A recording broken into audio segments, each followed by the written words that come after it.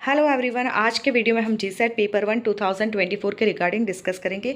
Exam की update PDF file और quiz आपको टेलीग्राम चैनल पे मिल जाएंगी और आपने अभी तक ये चैनल सब्सक्राइब नहीं की है तो कर दीजिएगा, तो आपको वीडियो की नोटिफिकेशन तुरंत ही मिल जाएंगी। Semantic barrier in communication is a use of technical difficult language, B use of technology, C. Lack of attention. D. Lack of coordination. Correct answer is A. Use of technical and difficult language. Semantic barrier. Semantic is the science of meaning. The same word and symbol carry different meaning to different people.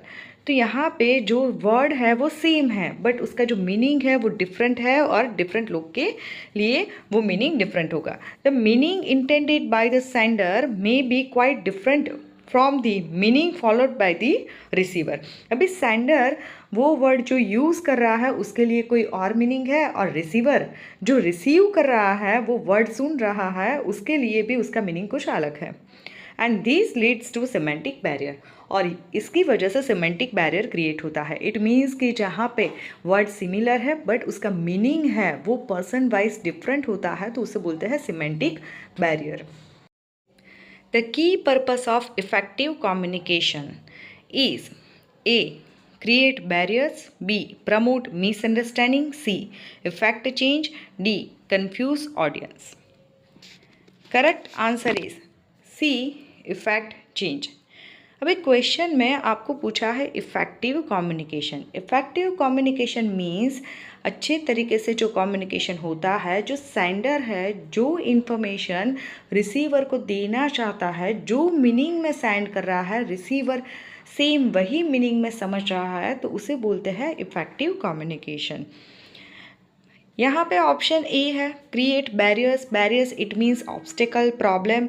तो communication में जो problem create होती है उसे बोलते हैं create barriers, तो वो तो नेगेटिव टर्म होगी, वहाँ पे इफ़ेक्टिव कम्युनिकेशन नहीं होगा। बी प्रमोट मिसअंडरस्टैंडिंग, ये भी नेगेटिव है, तो कम्युनिकेशन में मिसअंडरस्टैंडिंग होगी तो वो इफ़ेक्टिव नहीं होगा।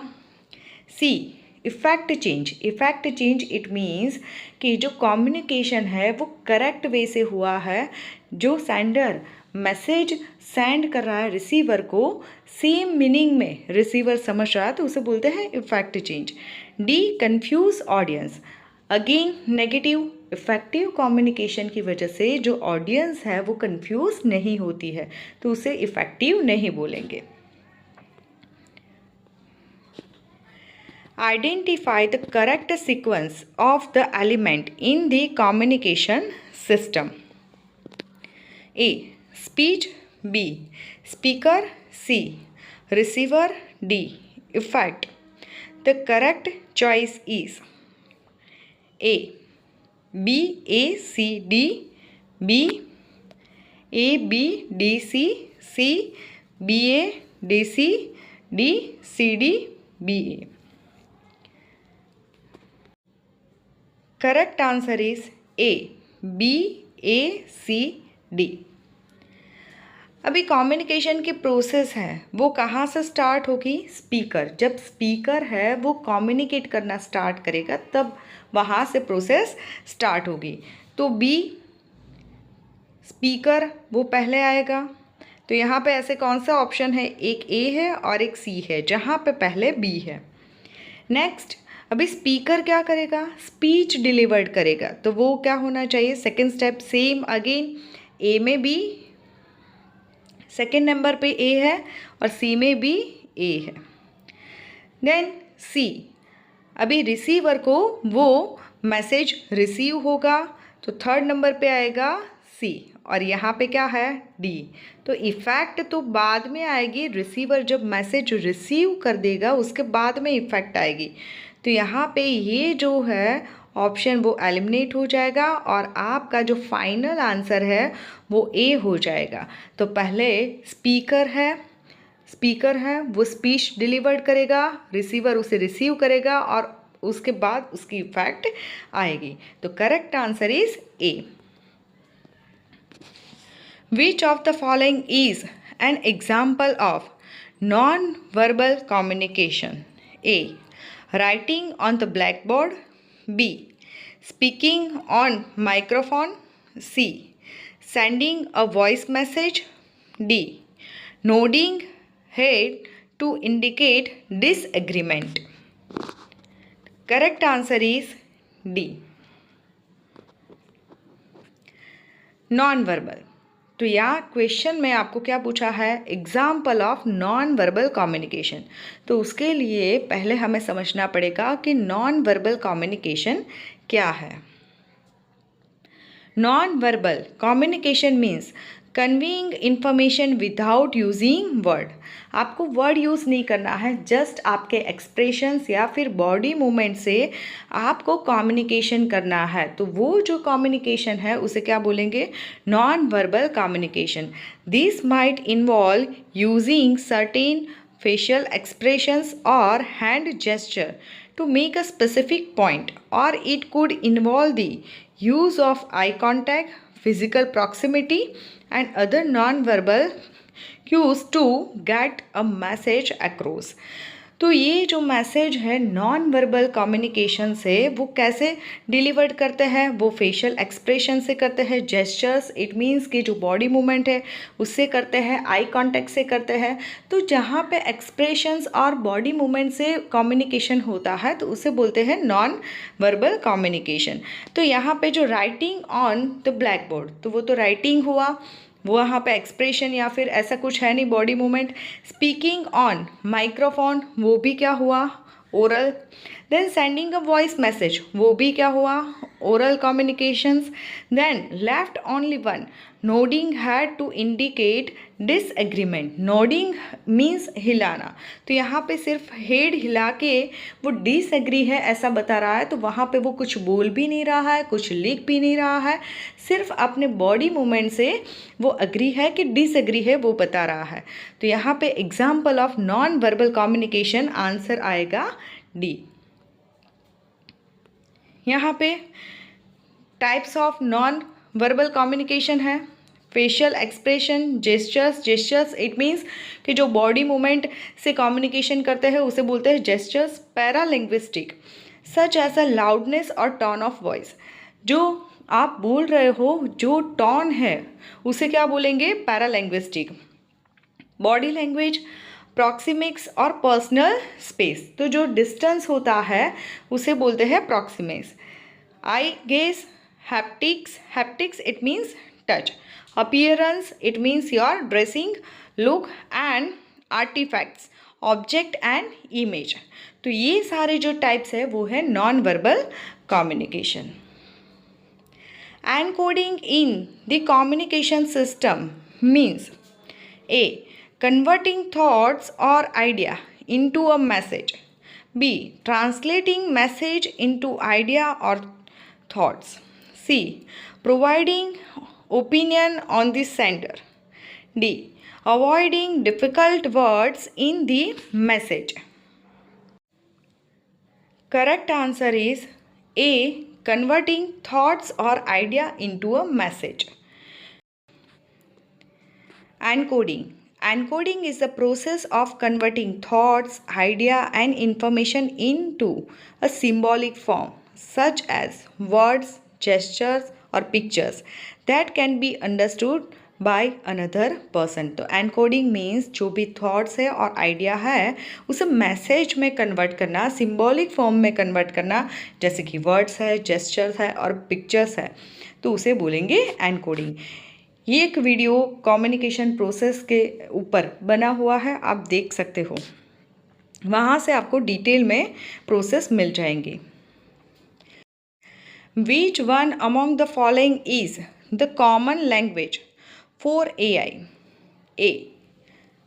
Lisp. B. Python. C. PHP. D. Java. Correct answer is Python. Regarding ICT-based governance, which of the following statement is or are correct? 1. Increasing transparency is an advantage of ICT-based governance. 2. E-governance is related to automation of administrative process. 3. Due to ICT-based governance, workforce gets reduced. Choose the correct option. यहाँ पे जो statement है वो कौन से statement correct है? Option A, option B, option C and option D. Correct answer is A. यहाँ पे जो 3 स्टेटमेंट है वो तीनों जो स्टेटमेंट करेक्ट है. First, increase transparency is an advantage of ICT based governance. अभी आईसीटी बेस्ड गवर्नेंस होगा तो वहाँ पे जो ट्रांसपेरेंसी है वो भी इंक्रीज होगी. तो यस, बिकॉज ऑफ टेक्नोलॉजी वहाँ पे ट्रांसपेरेंसी इंक्रीज होगी. E governance is related to automation of administrative process.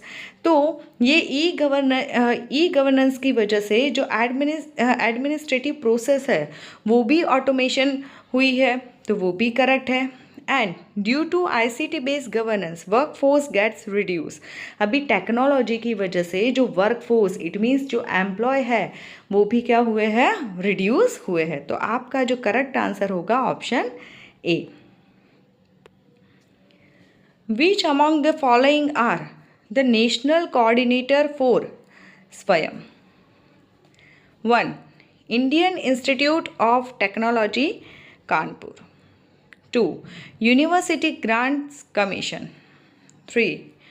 Consortium for Educational Communication. 4. Indian Institute of Management Bangalore. 5.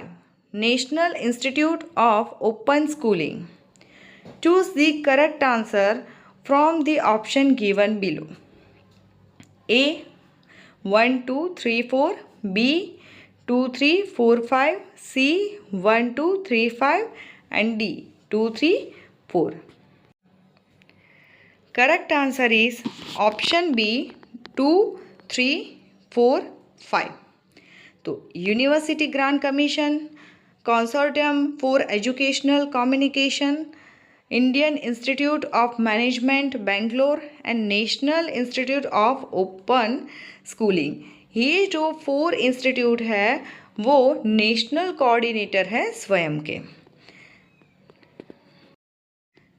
स्वयं is a program initiated by government of India and design to achieve 3 cardinal principles of education policy, access, equity and quality. तो स्वयं है उसे वो programme को initiate government ने किया है और मेन 3 गोल अचीव करने के लिए ये प्रोग्राम स्टार्ट किया है. वो 3 प्रिंसिपल कौन से हैं? Access, equity and quality. This efforts aim to take the best teaching and learning resources to all.